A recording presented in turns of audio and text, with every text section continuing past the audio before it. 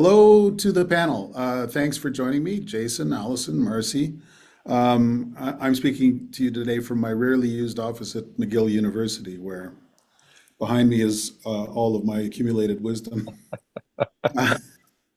Um, the last time we talked, we were entering the slow week of the campaign, and we figured that between last Monday and this week, something would happen.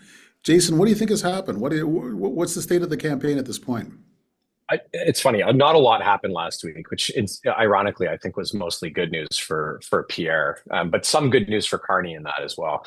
I think a couple of little skirmishes, right?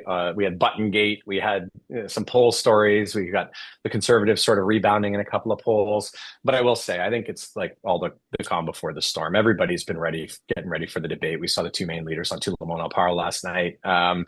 Sort of buttressing up their French, trying to figure out how to operate in this kind of stuff. And I will say, this idea that I brought forward last week, which is Carney's resume is amazing. He looks good. But people are going to be a little disappointed. I think that's started to happen a tiny bit. And I think Pierre has tried to sand off the edges, frankly, they were having a tough time with women, with seniors. I think they're trying to sand off some of the edges there. And all of that stuff is in flux. I think people are waiting to see what happens with the debates. I thought both, by the way, did a really good job on Tout, monde, parle in different ways last night. I'm wondering what the panel thinks, but I thought Pierre was outstanding. I thought Carney struggled a little bit with the French, but anyway, it's going to be interesting to see how that plays into the French debate this week. Allison, Marci, did you guys watch Tout, monde, parle? I mean, you're on the road, Marci, so I'm not sure. No, I've read the reviews. I didn't get to watch it, unfortunately. Yeah, same. I thought they both did fine. It's clear. Poilievre's French is superb. Might as well just say that. Like, I'm on TV and speaking French every Thursday night on Radio Canada, and I know what decent French is. I know what struggling French sounds like, and Poilievre speaks dynamite French. So if it's not working for him in Quebec, it's not because people can't understand what he's saying. It's for other reasons, which we can discuss. Carney's French is better than it was 3 weeks ago, and nobody cares. Past that, nobody cares. Like people, a lot of people seem intent on voting Liberal because of the Trumpian menace, and they're not interested in parsing his grammar. So, which incidentally, even Carney's grammar is decent. So there's my review. Marci, some of the polls suggested a little bit of tightening. Do you think there's reason for the Liberals to be nervous at this point? I suspect the Liberal campaign would like for this campaign to be over. Every passing day brings new opportunity for them to slide or to face some unforeseen barrier that they would rather not face. I mean, that's the nature of a front runner's campaign. You really just want to get it over with, and I think that feeling is real. This week we have, I mean, we talked about Tout, monde, parle. We have the other key milestone, which are the debates, and I feel like we've been talking about the debates for an unseemingly long amount of time in this campaign because this is the milestone that everybody has been looking toward. As we've discussed previously, debates don't necessarily change everything in a campaign unless they do. And so I think on the Liberal campaign side, you're probably this week going into the debates, first of all, having prepped a considerable amount. I know that as we discussed last week, what's happening in all of the hours when we don't see the leaders. Debate prep has been very thorough and rigorous on the Liberal campaign side. I know it's being taken incredibly seriously, and you're bracing for impact, so to speak, because it is the one big event really that you can plan for that can still tip the balance one way or another. I was on the receiving end of when it doesn't go well in 2011 in the Liberal campaign. We went into that debate. The Liberals, we were not ahead, but Ignatieff was starting to look a little better. He was starting to campaign a little stronger, and we felt quite confident going into debate night until the debate blew everything up on our side. And that was immediately the catalyzing event for the Orange Crush and Jack Layton's ascendancy. So I do think sometimes debates matter. That could be the case here. Watch this space, I guess we'll see. But as you're planning for the campaign, that this is a key one for your guy. The expectations have been lowered. that's helpful. I agree, Paul. His French is better than it was at the beginning of the campaign, but the expectations on the French side have been managed pretty effectively. So it's not a very high bar that Mr. Carney has to cross to succeed on the French side. On the English side, everyone's going to be coming at him. So it is going to truly feel like a leaders' debate. And we saw in the leadership campaign that when questioned, when pushed, Mr. Carney seemed to become defensive. And I have to assume that that's what his opponents are going to be attempting to recreate in this debate this week. So will that influence voter outcome? Again, we don't know, but this is a moment and we will have to watch very closely to see if this shifts the dial. I would also note very quickly the policy platforms. Fully costed platforms have not yet been made public by the three main parties. There are pieces and elements out of each platform, but we will see if those platforms drop before the debates or after. The Conservatives naturally have done both historically, once before in recent history. Did not seem to go particularly well for Mr. O'Toole when they put it out before. Mr. Scheer waited till after. So we'll see what the Conservatives try to do. But I think the Liberals want to actually have their platform out soon, and that's another milestone for them in terms of some potential voter interest. Allison, you were there working for Jack Layton at that time. Do you remember that? I mean, that was an extraordinary campaign in so many ways. But do you remember feeling like that exchange had an influence on the outcome of the campaign, even while it was going on? Or well, Jack, I mean, that was always a strength of Jack's. I think he did that with Stephen Harper too, and his sweater vest jokes. I mean, Jack was the true happy warrior, and he liked nothing more than to wind up and land a good punch. And yeah, I think that was a moment where there was a lot of pride. And then the biggest turning point was the Léger poll that came out in Quebec shortly after that. I think we've seen this a few times. Like 2011 was a good example of things shifting in the last 2 weeks. I think the same thing happened in 2015 when people caught on to the change momentum suddenly swung behind Trudeau at the very end. I remember the NDP was actually in 30s at the beginning of the campaign.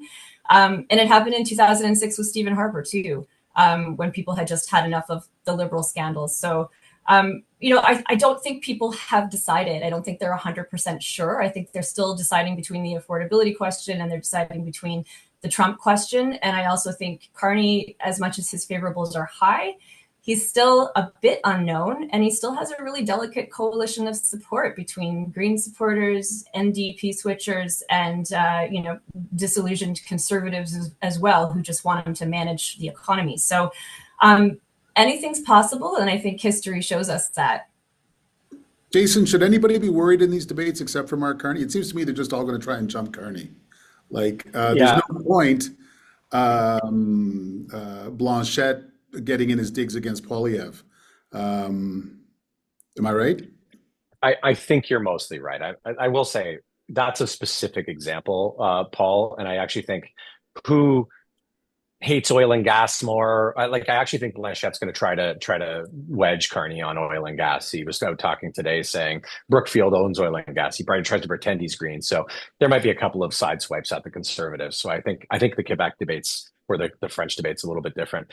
I'll just say too, I think the reason why Carneys should not be worried, that's the wrong word. Listen, we talked about 2011. I worked with Harper on debate prep in 2008 and 2011. He was the only person that anybody was criticizing other than this shot at Ignatieff. Let me put it this way. In the Conservative war room, when Ignatieff got that shot from Layton, we were cheering because it's the first time the NDP has ever actually taken on an opponent that they probably should be taking on rather than just us, right? And I think that's something that Mr. Singh's probably learned over the last little bit. But I'll just say this: you asked who should be worried. The thing about Carney is, I don't think I'm breaking any news to say they've been hiding him. They've been hiding him before the campaign. They hid him at the end of the leadership campaign. They've really tried to hide him over the course of the campaign. Every time he sort of gets into it, he suspends his campaign. I don't know whether he's going to interrupt it, pause it, adjourn it, discontinue it. I don't know what's coming next, but you can't do that during a debate, right? He's not going to be able to sort of say, hold up the white flag and say, just give me a second. I got to confer with my advisors. And I'll just say that, I don't think, and I thought the point that Marci made was really interesting. Carney, it's very clear that he's a prickly guy, and I don't mean to say that pejoratively. It's just That's what his nature seems to be. He can't sort of paste on that smile and actually just get through and look affable. He's not an affable guy. That might work for him in the next little bit, but during the campaign or during the debate, I would expect him to struggle with that. And I think Marci said something about expectations on the French debate, Paul. And I think that they haven't been managed at all on the English side. And I don't think they could be, because the whole raison d'etre for this guy, the reason why the Liberals say you should vote for him is he's managed big crises, he's calm under fire, he's calm, cool, and collected, he looks like a prime minister, he's got a plan for Trump, all of that kind of stuff. And you can't hide from that stuff. So I will say, I think expectations are sky high for him, like, sort of Ivy League debater kind of stuff. And this is one of the problems that Ignatieff had. And I think Carney's going to have the same thing. People expect Carney to be great in the debate. I think Canadians do, maybe not the press gallery, but Canadians are going to, and I think they're going to be surprised by what they see. Marci, how about that? I agree with that. I agree with that entirely, by the way. How about the thing where he pauses his campaign every several days to come back to Ottawa? At some point, does that start to see, people in my line of work were rolling their eyes a bit this third time. Can he go back to that well indefinitely? So Doug Ford did the on-campaign, off-again thing pretty effectively over the course of the recent Ontario election. I think you can keep pausing, so to speak, in order to conduct the business of government. You are, after all, the prime minister, and it is a very fraught, complicated moment.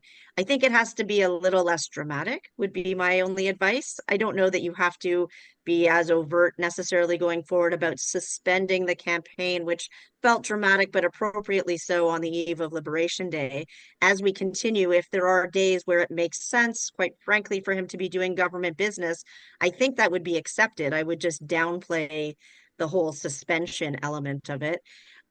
We need our government to be functional right now. It's becoming increasingly clear that whoever wins this election and forms government is going to be in negotiations with the United States in very short order, potentially, on a new CUSMA deal or some other form of economic and security deal. Like, that is coming. It's right on the doorstep. So government needs to be prepared and aligned. And let's be clear, whoever the ministry is right now, we know it won't be the same ministry depending on what stripe, whether it's red or blue. The public service needs direction now. That preparation work is happening now. And so I actually think it would be pretty ill-advised and inappropriate for the government not to be meeting as such, given what is coming and what Canadians expect in terms of a level of preparedness from the federal government. So I would say this, Paul. I understand the eye rolling. I do think that as leverage in a campaign, perhaps they need to downplay that a bit. But in terms of the work of government, I, for one, want it to continue happening simultaneously to the campaign. And sometimes that means that the leader and the ministry will be busy with the work of government. Now, I want to pick up something that Jason said earlier, which is that Poilievre is trying to soften his image. To me, the most interesting moment on Tout le monde, parle was when Poilievre was asked about not taking questions at news conference. And he said, "What are you talking about? I am here on Tout le monde, parle. And I'm doing all these podcasts, and I'm taking a lot of questions in very thoughtful settings. And in fact, he and his wife, Anna Poilievre, went on a podcast hosted by Camila Gonzalez, who's a Latina social media influencer and red carpet interviewer who had also interviewed Justin Trudeau last October. So she's interviewed 2 more party leaders in the last 6 months than I have. And he also went on this podcast hosted by Shane Parrish, who's a Wall Street tech guy and has a gigantic audience, almost all of it in the United States. Jason, what the hell's going on here? Listen, I'm not running the public relations strategy for the campaign, but I will say this. He's got an obviously on again, off again relationship with the parliamentary press gallery. I don't think that's up for debate. I will say this: for the last couple of years, the same allegations were being leveled against them when they were 20 points up or 15 points up than they are when they're a couple of points down or it's a close election or whatever. And I'll say this: what they have found a way to do And Poilievre is a really good communicator at sort of bite-sized chunks and bringing things into sort of relatable stories and anecdotes for a lot of younger people specifically. And one of the things that they're going to have to try and figure out if they want to get that change wave going over the next couple of weeks is how to get that message out a little bit further. It's funny, like, Poilievre, most people would know him as Mr. Soundbite, Mr. sort of, slogan, I guess, is the way the Liberals call it. I watched Tout le monde last night. My French is, like a C minus, but I was able to understand everything that he and Carney said. And I'll say the long form interview was terrific. Like, I don't know, Paul, what in terms of, forget about the language for a second, but the truth is he was affable. He was good natured about the kind of questions. He pushed back where he needed to be. And I think there is probably room for him to do some long form stuff over the next little bit to get out of that sort of all he is a slogan. And you'll say, and I think we talked about in this first podcast, but I'll just remind people, like, my view of the world is that Poilievre was beating Trudeau because he looked more serious than Trudeau at all over the last couple of years. And it's one of the reasons why, at least out of the gate, Carney was beating Poilievre, was I think he looked more serious, or had the ability to look more serious with that resume, the plan, the sort of the public relations view of him. And I think that Poilievre is closing that gap. And I think he's got to close that gap before the end of the campaign, and some long form stuff. It might be able to do that, but they're never going to be able to count on great media coverage. But what they do have to do is get that message out. And that's what they should be messaging or measuring, is efficacy rather than anything else, frankly, at this point. Okay. First of all, a zeitgeist check. Allison, Poilievre is said to be softening his message.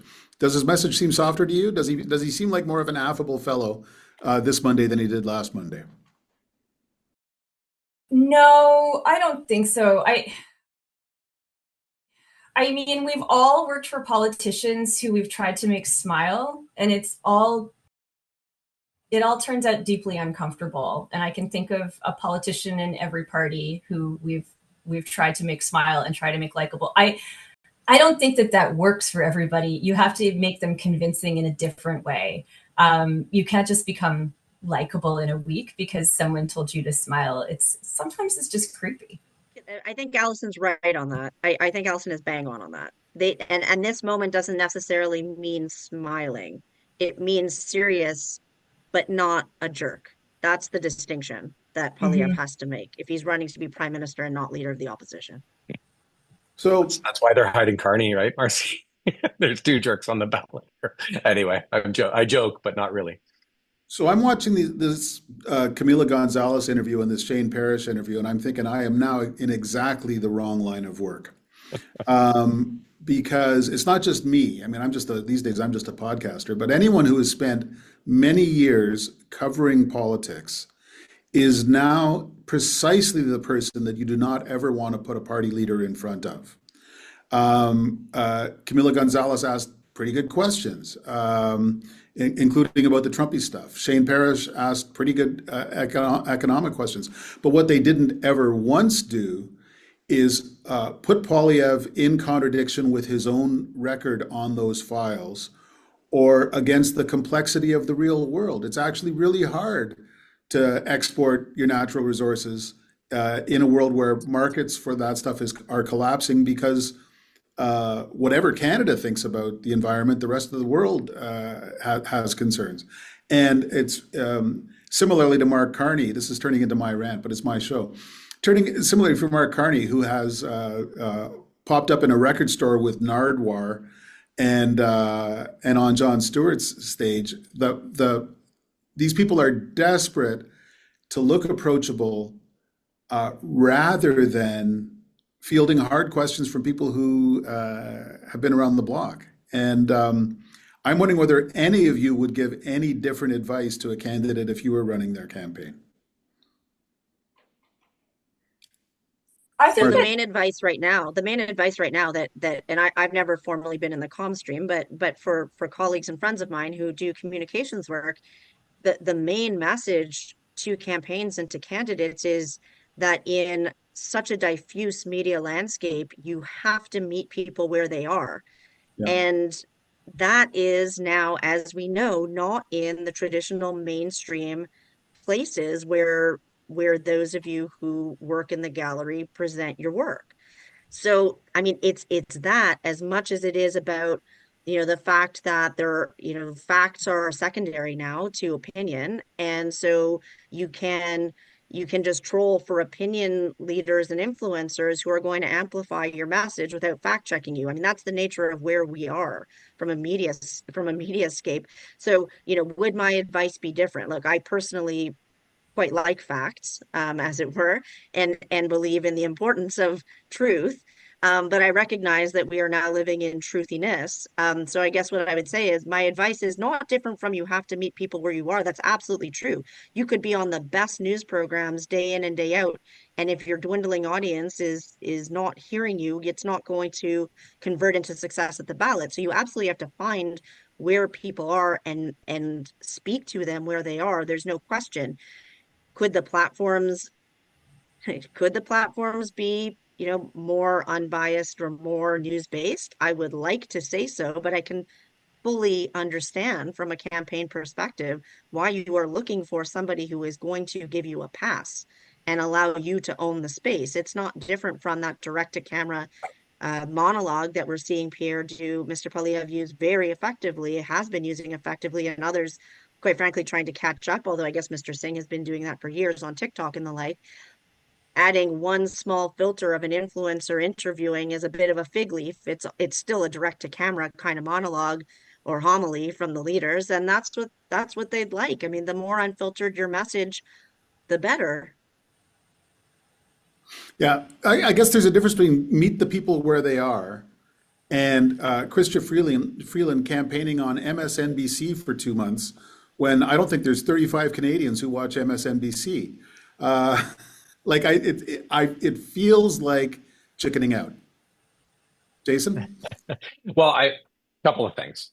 I like this, Paul. We could probably debate this all day. But we won't. We'll be done soon. Freeland on MSNBC, like, you're sort of making a joke about all the Canadian politicians making the case on tariffs directly to the U.S. media, and I'll say there's a bit of that for sure. But I will say this, like, I remember stories. People talked about Doug Ford and said the easiest way to get to Doug Ford, a message to Doug Ford, was to go on CP24 and say it. Well, the easiest message to get, to Trump or whatever was, U.S. media, because the guy cares. He cares about what they say to him, certainly on Fox, little less on CNN, certainly almost not on MSNBC. But I'll say this, nobody's got this jammed or nobody's got this completely figured out, because I would say Pierre, like Justin in 2015, it wasn't new communications tools. His social media was great, but why was his social media great? His social media was great because he had a great campaign. It was full of hope and change. And after 10 years of sort of a dour guy, he got some change. This one, the question is, does the tone of your stuff meet those audiences? It's funny. I was just before we got on, I retweeted something. It was an influencer. I'd never seen this person before. I didn't know her name. She's a podcaster, and she made the most effective case against Carney that I've ever seen. It was sort of like, she was playing a character. She was pretending she was sort of a liberal woman who was like, I really like Carney. I like the fact that he doesn't like to pay taxes and like all this other stuff. And it was like really effective. And I looked at it. It's got, 5,000 likes, 2,000 retweets. And the truth is, what the gallery has to deal with is there's two things here. Number one, it's not as important as it used to be for as big audiences. But at the time that it matters, which is the next 10 to 14 days, people will be looking to the gallery to sort out some of that information, who won, who lost, who did well, all of that kind of stuff, and especially seniors. And I will say this, I think the only issue that Poilievre's got is, I think Carney's audience, it's sort of like COVID. They're sitting there in front of the TV, they're watching for Trump's next move, those seniors. And I think that has impacted how seniors have been feeling about Carney. And I think that they've probably got to crack into that if they want to win this election.